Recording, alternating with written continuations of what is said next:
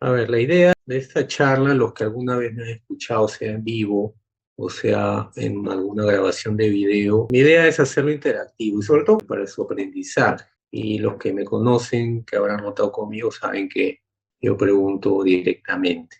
Así que si nadie habla, yo pregunto con nombre y apellido. Igual, la mayoría de preguntas van a ser por votación. Siempre digo, ¿no? Uno aprende más de los errores, aunque en medicina deberíamos cometer los menores errores, porque muchos errores pueden costar vidas humanas. Bueno, primero gracias por la invitación. Quien me invitó primero fue Pedro Suárez, ¿no? Para la fecha que está ahí. No le he cambiado porque en realidad no he tenido tiempo para cambiar nada tampoco. Yo soy habitualmente de incumplir responsabilidades. Y lo que pasó hace 2 semanas, algunos de ustedes lo saben, quizá con detalles, pero de todas maneras tengo que mencionarlo, ¿no? Exactamente hace 2 semanas, a estas horas más o menos, estaba corriendo en el hospital, ¿no? Estaba haciendo los prequirúrgicos para mi papá, que ese día lo examiné, fui a su casa después del hospital y concluí que tenía un abdomen quirúrgico, ¿no? Y estábamos a esta hora imposible, ¿no? Pensé que era algo que podía resolverse rápido, pero no, pues tuve que a las 6 de la tarde pedir las disculpas respectivas. De todas maneras, quiero tomar esta sesión, ¿no? Ahora que estoy un poco más tranquilo, mi papá todavía está hospitalizado, pero también quiero cumplir con esta responsabilidad. Esta es la agenda para hoy. Vamos a relatar el caso, después de eso una primera parte de la evolución, ahí vamos a poner exámenes auxiliares, por ahí vamos a hacer alguna pregunta. Después de eso vamos a ver el desenlace del caso y al final, cuando se vea, ¿no? Al final que resultó, una breve revisión del tema, a grandes rasgos, pero sobre todo es la forma de hacer el diagnóstico y el manejo. Y al final unas conclusiones. Es una paciente joven, sin antecedentes previos, 24 años, ingresó, me acuerdo, un día sábado por consultorio de hematología en esa fecha, en 2012. Esta es la historia de hematología, ¿no? De la hematóloga que estuvo ese día y que la hospitalizó. Eran 5 días de cefalea, agitación, petequias, equimosis. No había sangrado de ningún tipo activo. Su fecha última regla fue más o menos 15 días antes. Tenía 2 hijos, partos normales. La última fue hace 6 años y usaba desde este año Norplan, que es un anticonceptivo de tipo implante. Antes usaba Depo-Provera, que es el inyectable de 3 meses, y por la cefalea, al parecer tensional, usaba AINES hace un mes condicional. En el examen físico de hematología describen palidez, una cruz, petequias, el paladar, miembros inferiores, no había visceromegalia. Venía con resultados ya, con hemoglobina 6,9, plaquetas en 13.000 y leucocitos normales. Primera pregunta, ahora sí, del caso. ¿Cuál sería, con esta información, el diagnóstico más probable? ¿No? Es una paciente que viene con petequias, ¿no? Quimosis, aunque no había sangrado. Se confirma el examen físico y se evidencia en laboratorio, ¿no? Que tiene anemia severa y trombocitopenia marcada. Ha respondido 15 de los casi 19. El síndrome de Evans es una conjunción de PTI y anemia hemolítica autoinmune.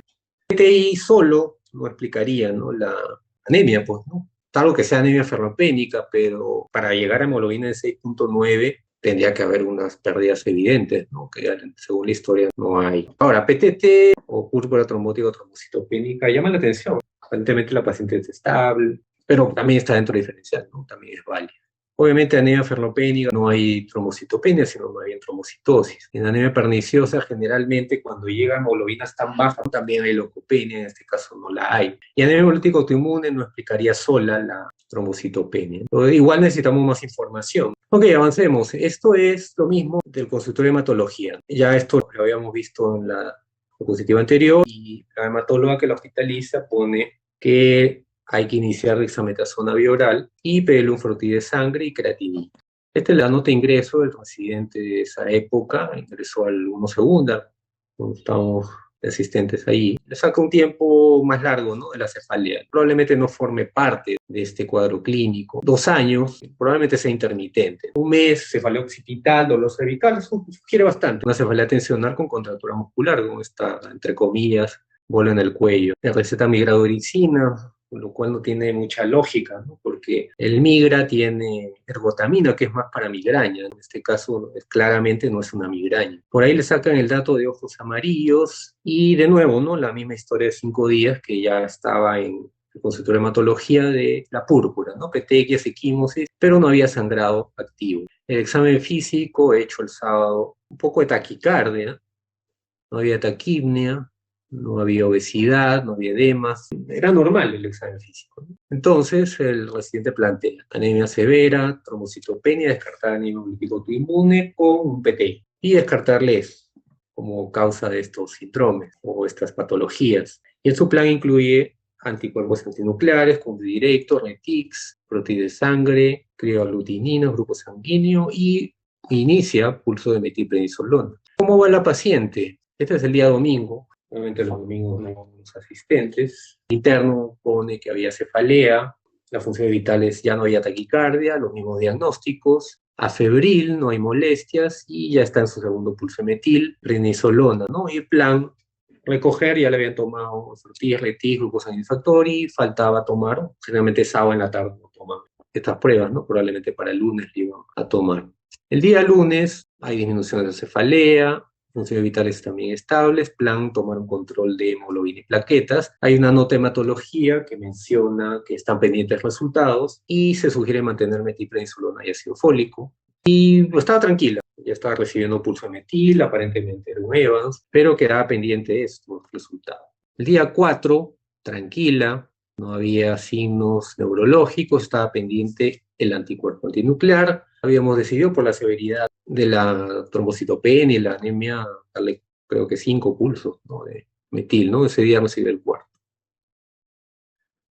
Estos son los exámenes auxiliares. Acá sí voy a hacer una pregunta abierta. Residente de hematología.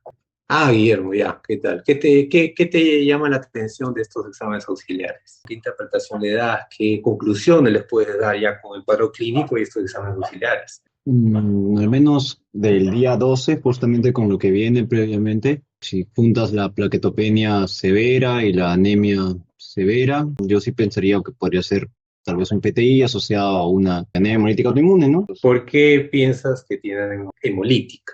Autoinmune no lo sabemos con esta información, pero ¿por qué anemia hemolítica? Bueno, hasta ahí con solo esos exámenes no puedo suponerlo. Alguna razón de por qué se podría explicar esa anemia, pero con solo la hemoglobina no puedo saber si es hemolítica per se, ¿no? César, ¿qué opinas? Respecto a la anemia, ¿podríamos decir que tiene anemia hemolítica? Sí, no. Hemolítica, no. Hemolítica aún no. Tengo reticulocitos, el valor de bilirrubina, prolamina indirecto, lactoglobulina, no tengo los valores. Todavía no podría decir que es una anemia hemolítica. Marianela, entonces. Bueno, con respecto a lo que dijo de la anemia hemolítica, tenemos policromatofilia, que se ve cuando tenemos formas jóvenes de los reticulocitos, y también tenemos los normoblastos una cruz. ¿Qué son los normoblastos? Los precursores de los eritrocitos, células Claro. nucleadas. Entonces, si tenemos presencia de estos, podemos decir de que hay un constante recambio a nivel de médula ósea, que se da también en anemias hemolíticas, ¿no? Es correcto, los normoblastos sugieren bastante, eso sí, siempre lo enfatizo en las visitas, ¿no? Cuando ustedes encuentran normoblastos en lámina periférica, eso no es normal. Acá lo ponen como cruces, ¿no? Generalmente en el hemograma del hospital los ponen como porcentaje, 2 de 100, 3 de 100, y eso no es normal, definitivamente sugieren efectivamente células inmaduras. Pero ahí inmediatamente ustedes tienen que ver qué cosa, o pedir qué cosa, que ya lo tienen ahí. ¿Cuál es el siguiente paso de los normoblastos? ¿Cuál es la siguiente célula después de los normoblastos? Los reticulocitos. Los reticulocitos. Entonces, si tú sospechas correctamente que ves normoblastos en una lámina y sospechas hemólisis, vas inmediatamente a los reticulocitos. ¿Cómo lo vas a encontrar? Entonces, si el siguiente paso es ver los reticulocitos, ¿cómo los vas a encontrar los reticulocitos en una hemólisis? Aumentados. Claro, no tiene 18% de reticulocitos. Eso no es ferropenia, eso no es otro tipo de anemia, más que hemólisis, ¿no? Ahora, lo pueden corregir, ¿no? De acuerdo a la hemoglobina, pero igual va a salir alto el IPM. Y bueno, ya, si le juntas la policromatofila, los normoblastos, sí, esto es hemólisis. Ahora lo que nos queda es saber qué tipo de hemólisis es, ¿no? Como dijo Kevin, no puedo decir efectivamente de acuerdo que esto es una hemólisis autoinmune porque no tengo CUMS. Por eso dentro del plan es eso, pero uno debe decir que tiene hemólisis un paciente con anemia, independientemente del valor, si los reticulocitos están aumentados. O sea, no voy a esperar a que haga hemoglobina en 3, 2, que hemos visto algunos casos de anemia hemolítica, como para empezar a sospechar en hemólisis, ¿no? ¿Y por qué? Porque de frente se van a buscar ferropenia, ¿no? Y no ven los reticulocitos, o ni siquiera se lo pide. He visto varios casos de anemia severas que van de frente a la endoscopía y ni siquiera le piden reticulocitos, y cuando se lo pedimos, están elevados. Mejor dicho, si alguien tiene hemólisis, no tiene sentido pedir endoscopía, colonoscopía, ¿no? Y bueno, obviamente es algo que pues, además haya una trombocitopenia, otra razón de coagulación y de sangre, pero eso es otro tema, ¿no?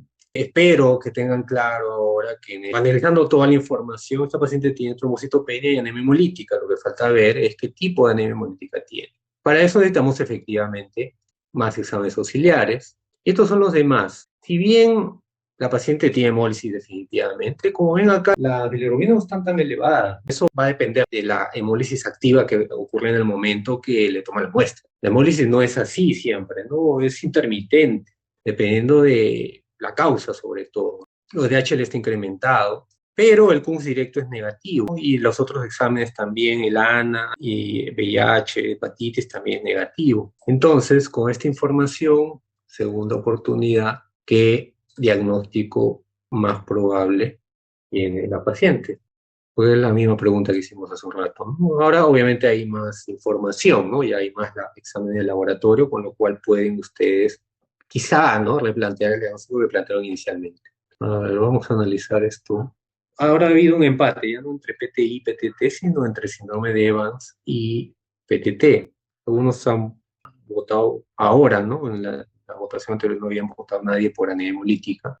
Autoinmune, ojo, y acá han votado 5, 28%. Uno PTI, pero ya hablamos en la pregunta anterior. PTI sola no explica la anemia severa que tienen. Ahora, ¿qué falta para decir que tiene anemia hemolítica autoinmune? ¿O qué va en contra de que tenga anemia hemolítica autoinmune? A ver, Guillermo, El test de Coombs, ¿cómo está el test de Coombs? negativo.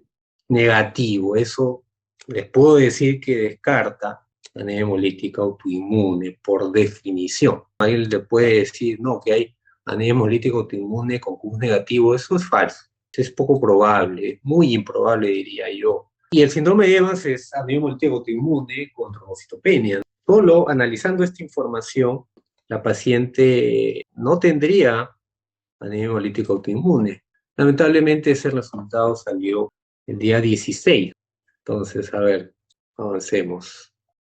Y lo que habíamos visto, la paciente el día martes estaba tranquila, ¿no? Estaba recibiendo cuarto pulso, obviamente esto fue en la mañana, tarde, así los resultados generalmente de un día, ustedes saben, ¿no? Se recogen al día siguiente. La fecha de ese resultado es el día que lo tomaron, no es el día que se obtuvo. ¿Qué pasó? Ese día miércoles comenzamos la visita por ese lado, temprano, 8 de la mañana, y vimos a una paciente mal, ¿no?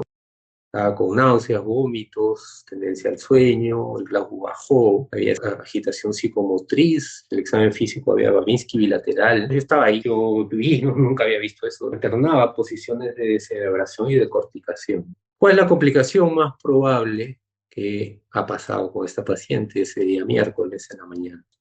A ver, ya un minuto, han votado 17, la mayoría ha votado por ACV hemorrágico. Lo que quisiera saber, a ver, quién votó, cualquiera, ¿no? El que votó por ACV isquémico, ¿por qué pensaría en ACV isquémico y no en ACV hemorrágico, ¿no? Como la mayoría, considerando que tenía trombocitopenia severa, cuánto tenía de plaquetas, creo que como 6.000, ¿no? 7.000, 16.000. ¿Y María Luisa? Sí, bueno, yo sospecho que esta paciente tenga una púrpura trombocitopénica trombótica. Bueno, es una hemólisis microangiopática, ¿no? Y se caracteriza porque estos trombos suelen presentar unos trombos que son ricos en plaquetas y que obstruyen los vasos sanguíneos. Y uno de los cuadros a nivel del sistema nervioso central es justamente un DCB, bueno, complicación puede ser un DCB isquémico. Claro, pero llama la atención, ¿no? Que tenga Babinski bilateral y... Pero bueno, sí, si tú planteas efectivamente un PTT, una púrpura trombótica trombocitopénica, sí, ¿no? Lo más probable que hubiera hecho como complicación cerebral, efectivamente son, más que un ACV diría varios ACV, o trombosis en general arterial cerebral. Muy bien, María Luisa. pero también pudo haber sido una hemorragia cerebral. Porque los cefalios no podemos saber nada de eso sin una tomografía. Ok, entonces este es el comentario que yo hice. Entonces, el contexto es, hasta ese momento, ¿no? Ya teníamos la información, ya el día miércoles, de todos los estados celulares que ustedes han visto. Era una anemia hemolítica severa, unos retics 18%, no era autoinmune porque tenía CUS negativo, y la trombocitopenia no había mejorado, había recibido 4 pulsos de metilprednisolona. Entonces, inmediatamente pedimos un plan. Pero ¿qué llama la atención si planteamos una PTT? Ya, María Lisa, tú misma que has planteado en PTT, ¿qué llama la atención? ¿Cómo defines una anemia hemolítica microangiopática?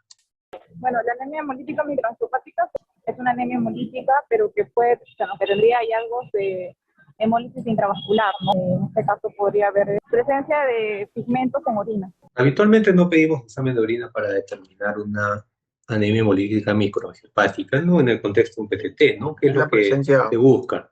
Doctor, la presencia de esquistocitos es muy importante. Claro, esquistocitos, ¿no? Pero no lo mencionan, ¿no? Tiene 4 o 3 frotis de sangre y no menciona. ¿Llamaría la atención o no?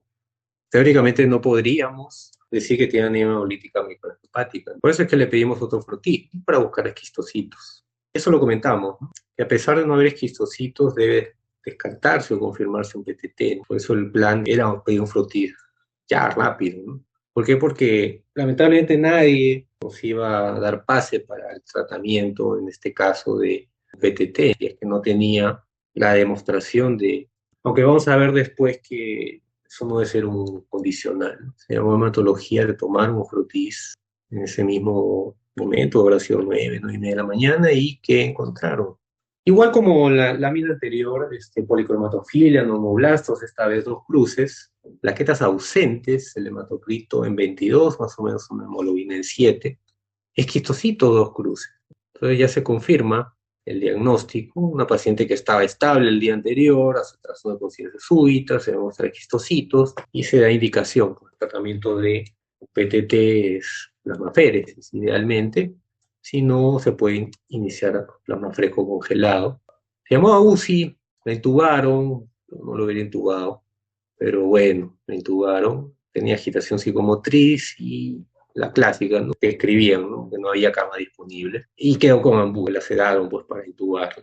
No querían pasarla hasta demostrar que no tenía hemorragia cerebral porque nadie le iba a operar en el hospital con esas plaquetas, ¿no? Entonces indicaron adicionalmente transfusión de plaquetas. Bueno, todo el equipo empezó pues, ¿no? A correr, consiguieron las plaquetas, el plasma, la presión bajó, a las 3 de la tarde se pudo transfundir, el paciente seguía igual. Lamentablemente hizo un primer paro a las 4:30, pero salió con RCP. Le hicieron la tomografía en la cual no se evidenció sangrado, se le transfirió un paquete globular y en ese lapso se estaba para llamar a UCI, pues no, ya se demostró, oye, no hay sangrado, que no la llevas, pues. Una paciente crítica, joven, 24 años. Lamentablemente hace un segundo paro, sale, pero vuelve a hacer un tercer paro y falleció a las 7 de la noche de ese mismo día, menos de 12 horas después de haberse hecho toda la complicación. Ustedes no llenan certificado de función, lo cual para mí es una habilidad que deberían tener, ¿no? Desarrollar, pero bueno, es un ejercicio más para eso. ¿Cuál sería el diagnóstico que deberían poner como causa básica de muerte de esta paciente?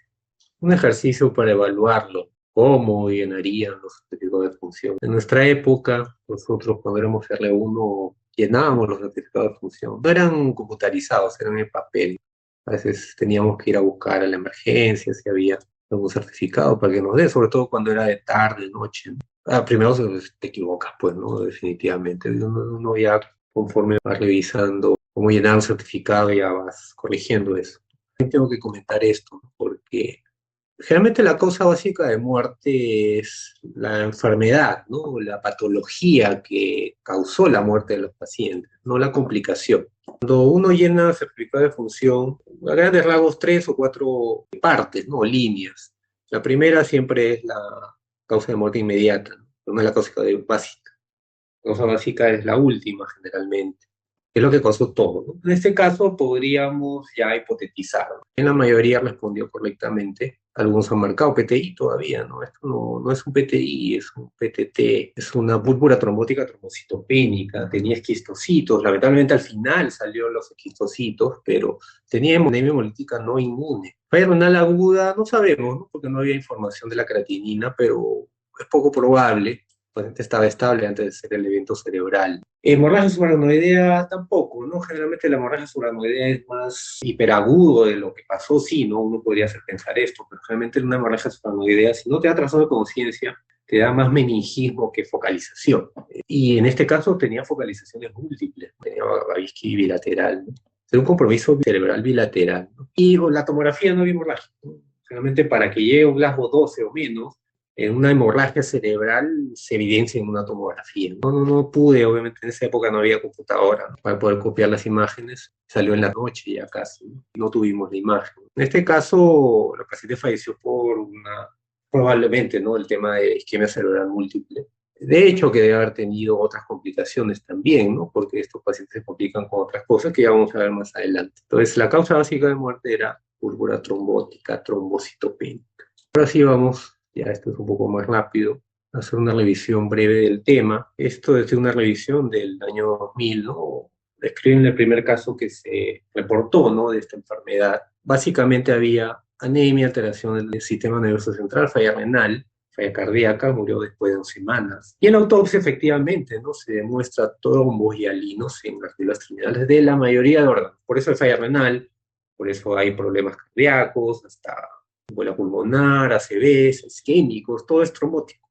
Es una enfermedad mortal. A mí me enseñaron en la universidad la pentada clásica, ¿no? Pero uno no debe llegar a esto, ¿no? Mire de qué época, ¿no? No hay que esperar a que hayan todas esas complicaciones para diagnosticar o para actuar. Igual, la base es anemia hemolítica microangiopática, trombocitopenia, alteraciones fluctuantes del sistema nervioso central, puede o no haber fiebre o alteración renal. ¿Qué son microangiopatías trombóticas? Son alteraciones del endotelio vascular, ¿no? Y la característica sine qua non son los esquistocitos. Puede haber trombocitopenia variable, puede haber elevación de reticulocitos y de HL, pero no es necesario que estén todos para pensar. El cuadro clínico, la anemia, la trombocitopenia me sugiere esto. En nefrotisis el up-to-date clásico, ¿no? El esquistocito, ¿no? Pueden ver también esferocitos en una hemólisis. Los esquistocitos son los glóbulos rojos como el que carcomido, digámoslo así. Es infrecuente, pero yo diría que es subestimado, como se menciona acá, ¿no? No se busca,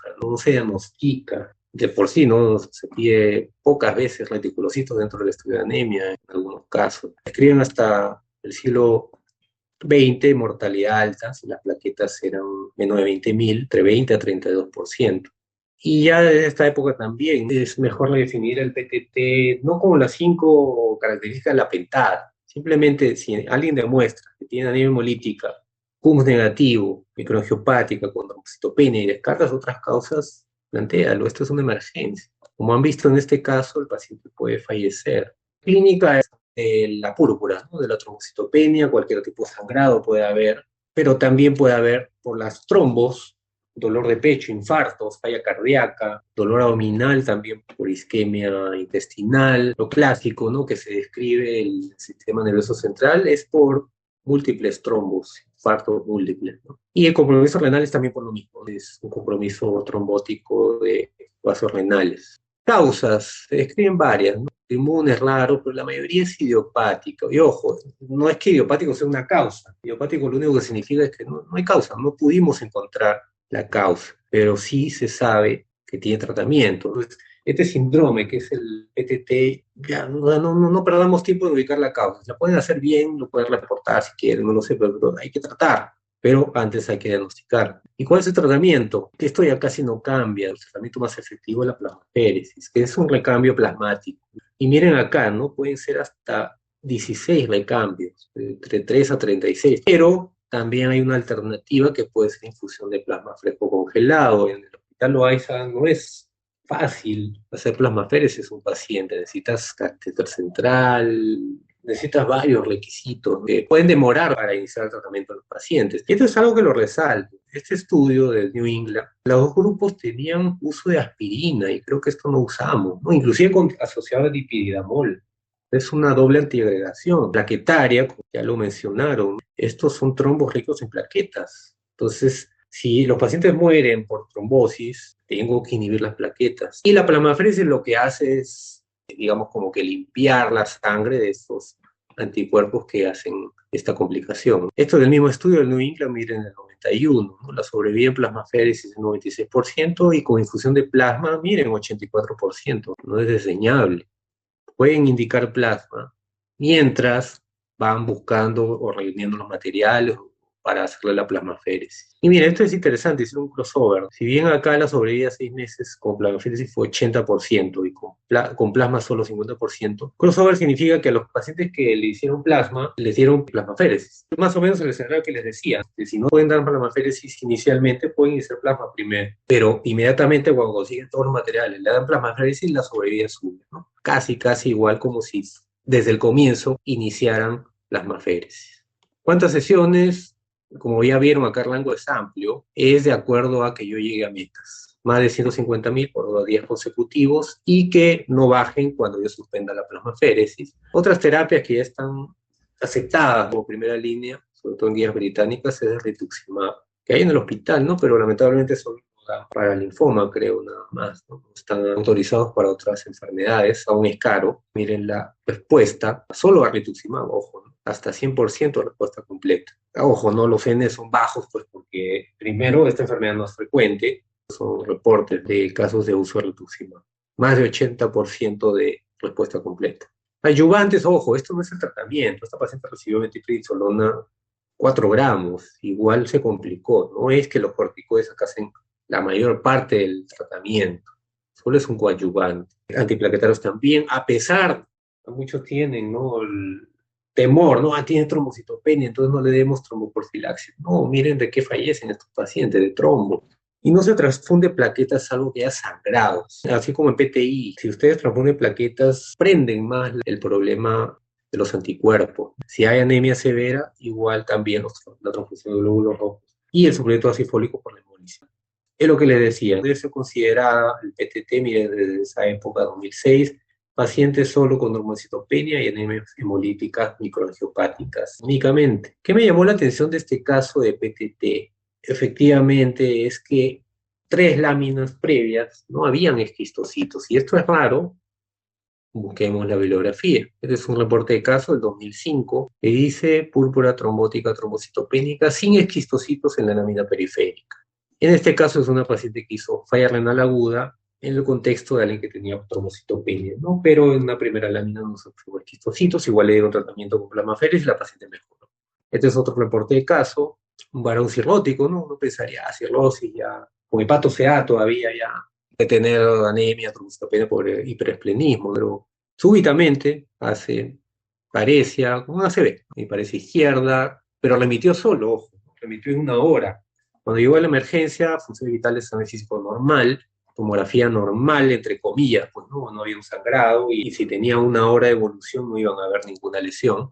Pero en la resonancia sí se vieron infartos en ganglio basal derecho. Pero miren, también en el lado izquierdo, salvo que tenga fibrilación auricular, no apoyaría un ACV aterotrombótico. Pero miren el dato que le sacan, que había anemia y trombocitopenia progresivas un mes previo.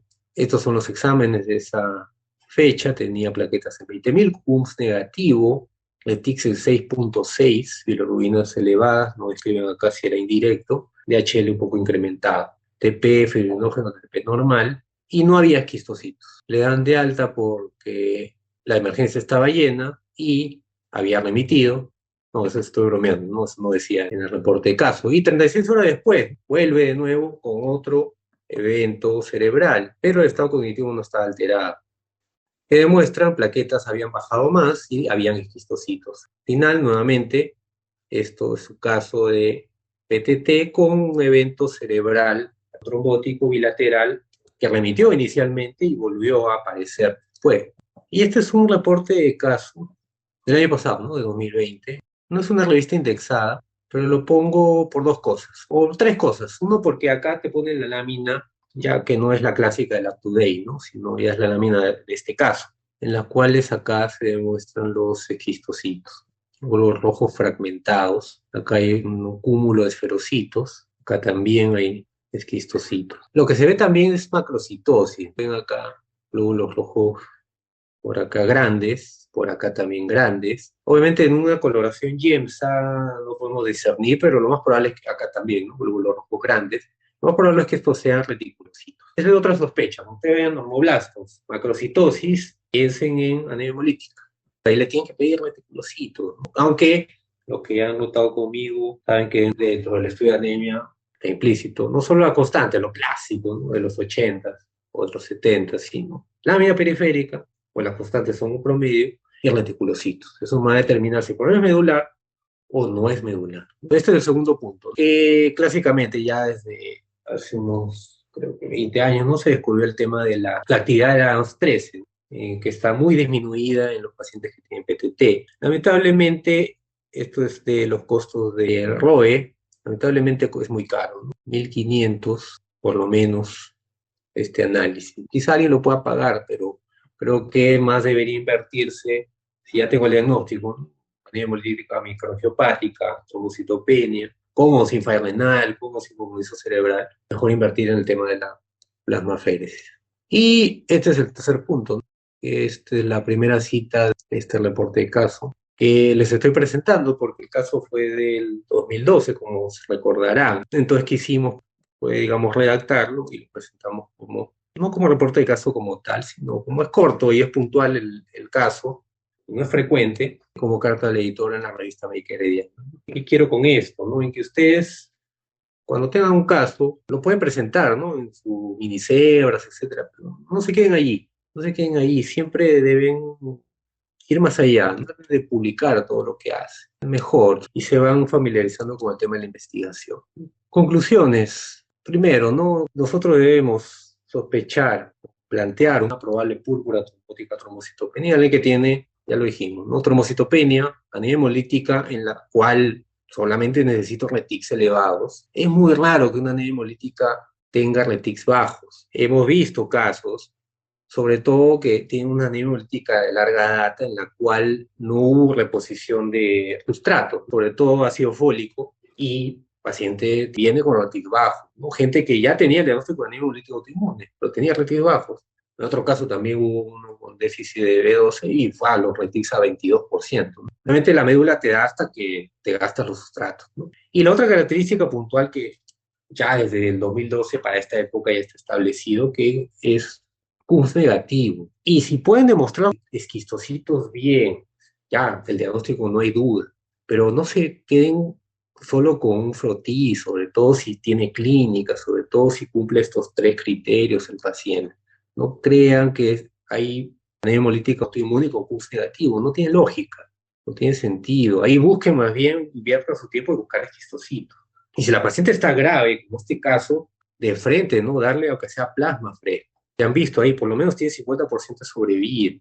Y si ya después le demuestro los esquistocitos, le van a dar pase para plasmaféresis y el paciente va a sobrevivir más todavía. Por ahí podrían pensar, ¿no? Que lo etiquetan, ¿no? Como esta paciente la etiquetaron como síndrome de Evans, que no respondió a corticoides. Entonces, esto es de William Cooper, que la ausencia de pruebas, en este caso, la ausencia de esquistocitos, no, una prueba de ausencia, ¿no? O sea que no hay esquistocito. En el contexto de un cuadro clínico que cumple varios criterios de una enfermedad, una prueba puede ser falsa negativa.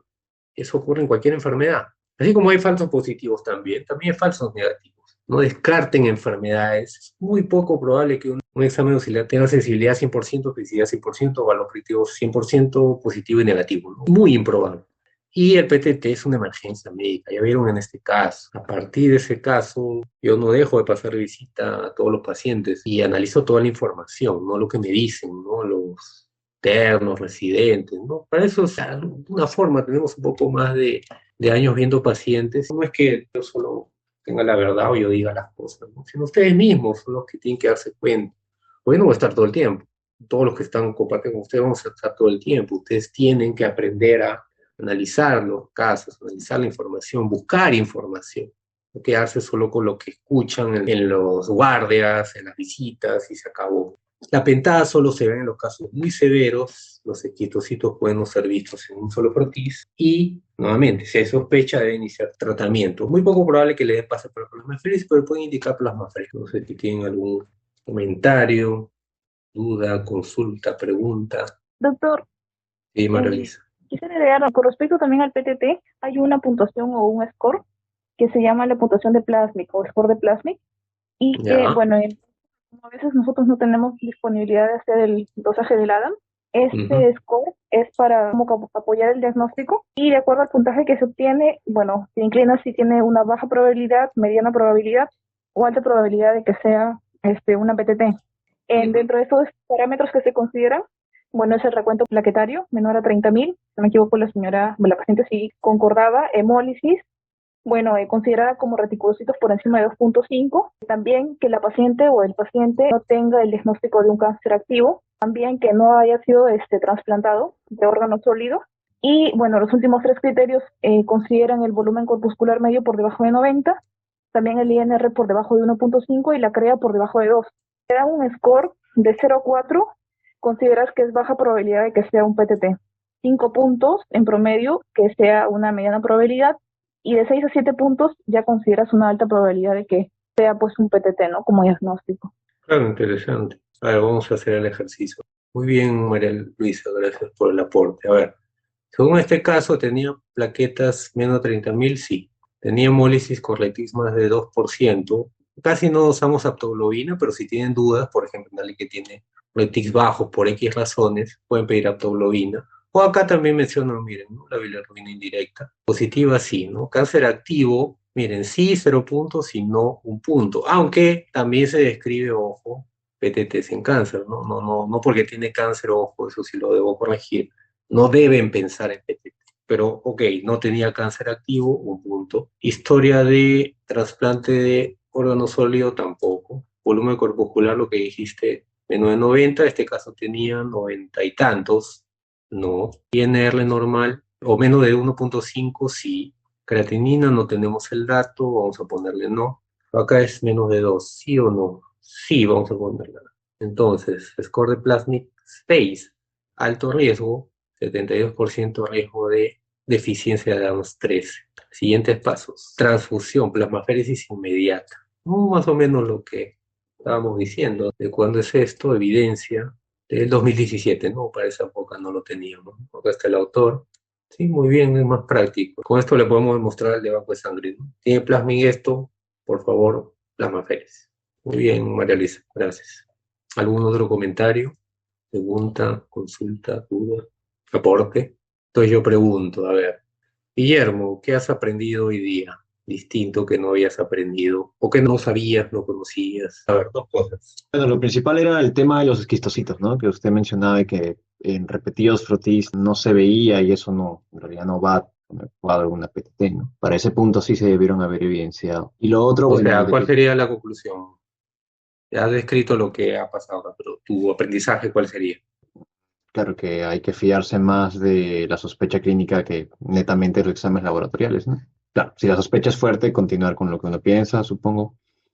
Ujú. Y bueno, lo otro que me llamó la atención fue el deterioro importante de la paciente, ¿no? Básicamente, ¿no? Se la encontró en la mañana deteriorada y para la noche ya había fallecido. Como conclusión de ello puede ser que también si la sospecha es alta, las medidas deben ser prontas también, ¿no? No dilatarlo. A ver, Miguel, Miguel Jordán, dos cosas que hayas aprendido que no sabías antes. Los norboblastos son precursores, ¿no? Aparecen antes que los reticulocitos, por Ya, eso no sé. ok, muy bien. ¿Qué más? ¿Otra? Como el CUF, siempre tengo que tener pues positivo para diagnosticar una anemia hemolítica, ¿no? Muy Ya. importante.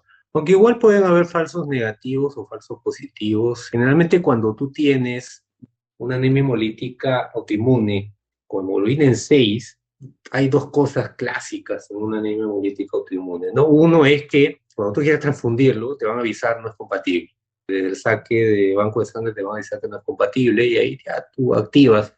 Esto es una anemia hemolítica autoinmune. Y lo otro es que el test de Q te va a salir 3 4 cruces, ¿no? Ya cuando le pides ahí. Es muy poco probable que una anemia hemolítica autoinmune severa te llegue con un Q negativo. Eso es muy improbable. Ok, Miguel, gracias. A ver, Jorge Talledo, dos cosas que hayas aprendido hoy día, distintas que no sabías antes. Sí, doctor, buenas noches. Bueno, el score Es algo bien interesante, ¿verdad? No lo conocía. Ok, el score de Plasmic. Doc, y lo otro es, bueno, no quiero ser, digamos, desatinado, pero sí puedes tener anemia hemolítica con Cums directo negativo, ¿no? O sea, estás opinando que puedes tener hemolítica. Claro, o sea, como te digo, siempre es falso negativo, ¿no? Quizás si tú le vuelves a pedir un cum, si te sale positivo, ya es una hemolítica autoinmune, pero clásicamente, nuevamente, ¿no? Una hemolítica autoinmune se define con cum directo positivo, ¿no? Con las revisiones te dicen eso. O sea, siempre hay que pensar en lo más frecuente, o no deben pensar en lo más infrecuente. Lamentablemente, no sé por qué razón, la mayoría de médicos internos, residentes, siempre van a lo más infrecuente, ¿no? Mientras más nombres tenga una enfermedad, ahí van, ¿no? Mientras más epónimos tenga una enfermedad, ahí van. Y dejamos de ver cosas que son más frecuentes y a veces están en nuestra cara. Y si nos equivocamos, los pacientes son los que sufren las consecuencias al final.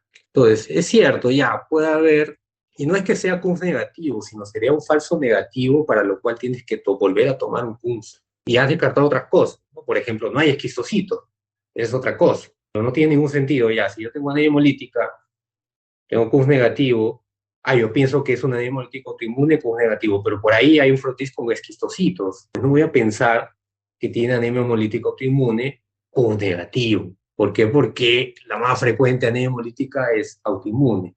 O sea, no se lleven ese aprendizaje. Siempre deben pensar, como les vuelvo a repetir, en lo más frecuente. Y no es que yo lo diga, está en las revisiones de estas enfermedades, puntualmente anemia hemolítica autoinmune y PTT. Ya característicamente te lo dicen, ¿no? O sea, un PTT, perdón, es una anemia hemolítica CUNS negativo.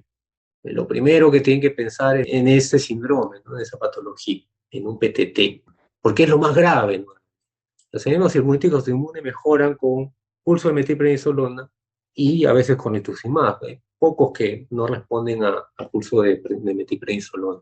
Y ahí, ojo, ¿no? Tú puedes pensar, entonces era una anemia hemolítica autoinmune, ¿no? Porque es el mismo tratamiento al final, solo que la plasmaféresis no está indicada en una anemia hemolítica autoinmune. Ok, gracias. Ok, ¿alguna consulta, opinión, otro aporte? ¿Alguna experiencia, no? ¿Algún caso que hayan tenido similar? Este caso lo puse ya una vez, ¿no? Como ven, es antiguo, en la reunión de mediodía. Y me acuerdo, ¿no? Cuando salía del subausto, donde hacíamos la reunión, ¿no? R1 en ese momento, creo que ahora es asistente, ya me dijo, Torres, yo tengo un caso así, ¿no? Pero no me quisieron dar pase y falleció. Pero mire, ahora que viendo, sí, pues tenía esto, lo otro, y se nos pasó, ¿no? Y esa es la idea también de estos presentaciones, ¿no? Aprender algo que pudimos hacer distinto, ¿no? En este caso sí, la enfermedad avanzó rápido, ¿no? Totalmente falleció, ¿no? Nadie quiere que fallezca ningún paciente en general, pero de algo que tiene tratamiento ya, si bien tiene mortalidad alta, pero en esta época tiene tratamiento. Sí, hermano. Sí, justo también para comentar que tuvimos un caso de una PTT en el 7 segunda, no sé si se acuerda más o menos, en el mes de Ajá. enero, justo hicimos una Sí, revisión del caso la semana pasada, ¿no? Sí, también era una mujer joven, 40 bueno, relativamente joven, 40 y tantos años. Tu caso era un poco extraño porque cursaba con diarrea, sí, más o menos 3 semanas de evolución, y aparte, pues, se agregó un cuadro focal, además de disartria, ¿no? Un par de días antes del ingreso. Llega emergencia, se busca descartar un ACV inicialmente y no había nada. Después, claro, salen los valores de una anemia hemolítica, que ahí va todo el estudio, ¿no? Con test de Coombs, se va escribiendo como una no inmune, mató a la vez, quistocitos, y al final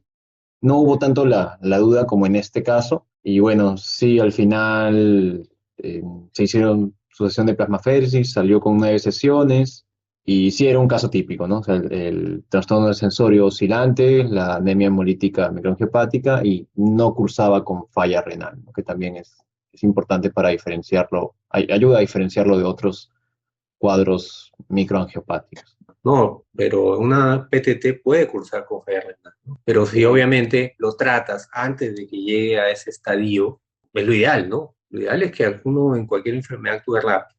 En este caso que describe, sí, pues no había duda porque encontraba esquizocitos, ¿no? En este caso no se llegó al diagnóstico rápido porque 2, 3 frotis de sangre no describían los esquistocitos. Si lo hubieran descrito, creo que igualito que el caso que has reportado, ¿no? El tratamiento que pudo haber dado rápido, ¿no? Antes de que haga tanta complicación, ¿no? Y le Claro. hicieron plasmaféresis, ¿o no? Sí, claro, hubo una demora, sí, de unos cuantos días, menos mal no hubo Claro. complicaciones. Sí, sí me acuerdo, porque yo siempre la veía, creo que cuando hacía plasmaféresis. Ya. Sí, y salió bastante bien. Al final la recuperación del sensorio fue completa y los signos de Ujú. focalización tampoco eran muy notorios. Doctor, pero sí, bueno, el tema de la falla renal, al menos de lo que revisaba justamente para ese caso, al menos de forma inicial, eso te diferencia, según entendí, para lo que puede ser, por ejemplo, un SHU atípico o otras microangiopatías que suelen tener un compromiso renal más importante, ¿no? En la PTT, al menos no inicialmente, y eso lleva a tu sospecha, no sé si estoy en lo correcto, ¿no? Efectivamente, ¿no? Ya que mencionas el SHU, el PTT y el SHU no es algo, o sea, separado, ¿no? Son, digamos que una mismo patología, solo que se da de otra forma. Un grupo etario uno, en otro grupo etario otro, relacionado a infecciones uno, con el otro está relacionado con las tres, etcétera. Pero solo por el hecho de que sea trombótico, es que te puede dar trombos de cualquier lado. Y las revisiones hecho ahorita, ¿no? Efectivamente, la falla renal quizá no sea tan frecuente, pero sí, igual se puede ver, igual se describe dentro de la ventana clásica también. Acá hay un cuadro. Miren, ¿no? Efectivamente, ¿no? Falla renal o función renal normal, 60%, ¿no? Lo más frecuente es que no haya disfunción renal, pero, o sea, que la haya no te descarta que sea un PTT. Lo importante de esta patología no es que nos vayamos, o sea, no esperemos a que haya compromiso neurológico, no esperemos a que haya falla renal, no esperemos a que haya infartos, también puede ocurrir infartos, sino sospecharlo rápido y tratarlo, inclusive antes de que aparezcan esos compromisos. ¿Cómo lo sospecho? Acá está, ¿no? Se considera anemia hemolítica microangiopática trombocitopenia. Obviamente, si más me demoro en el diagnóstico, van a ir apareciendo las complicaciones trombóticas. Pero es bueno que haya participación, ¿no? Que haya interactividad, que haya debate también, eso es bueno también. El debate uno se queda grabado, ¿no? O al menos los que están dentro del debate van a revisar para, digamos, resolver esa duda que pueda haber quedado adicional. Y en eso hay otro aprendizaje. Los debates siempre son buenos. Si yo me quedo callado, me queda ese concepto, pero después se va, sobre todo si no lo aplico, ¿no? Sobre todo si no lo busco. Ok, bueno, muchas gracias por estar hasta esta hora, todos por, no solo los que han participado, los que están conectados también, y hasta otra oportunidad. Entonces. Gracias, doctor. Gracias. Ok, Gracias, chao. Gracias. Buenas noches, gracias, doctor. Gracias, doctor. Buenas noches. Hasta luego.